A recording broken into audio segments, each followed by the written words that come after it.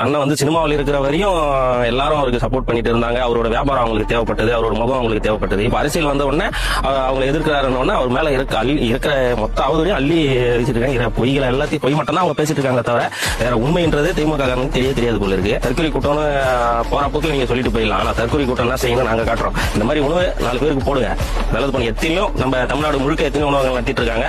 அந்த மாதிரி பண்ணுங்க.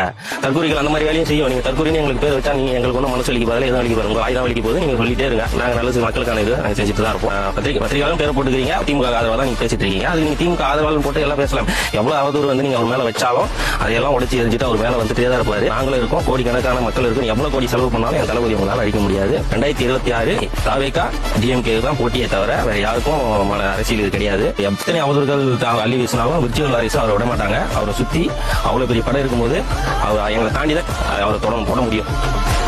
நம்ம எந்த விஷயம் செஞ்சு நம்ம சோசியல் மீடியாவில் பதிவிட்டாலும் அது கீழே வந்து அவதூறு மட்டுமே அள்ளி வீசிட்டு இருக்காங்க. ஒரு விஷயம் உங்களுக்கு சொல்றேன், இந்த மாதிரி நீங்களும் வந்து ஒரு 4 பேருக்கு சாப்பாடு போட்டு பாருங்க. அப்பதான் உங்களுக்கு தெரியும் அரசியல் நாங்க வந்துட்டோம். நாங்க அரசியல் இப்பதான் கத்துட்டு வரோம்.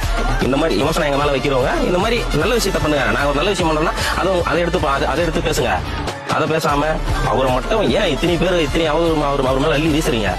ஆனா எல்லாத்தையும் உடைச்சு அவர் மேல வருவார். 2026 அவர் தான் ஆட்சி அமைப்பாரு. இது இளைஞர்களுக்கு சொல்றேன், இதுதான் நம்மளுக்கான கடைசி வாய்ப்பு. நம்மளுக்கான வாய்ப்பு இல்ல, நம்ம பின்னாடி வர சந்ததிக்கான வாய்ப்பு. இன்னைக்கு இதை விட்டுட்டீங்கன்னா பாகத்துல இருந்து அடிமைப்பட்ட மாதிரி அடிமைப்பட்டே தான் இருக்கணும்.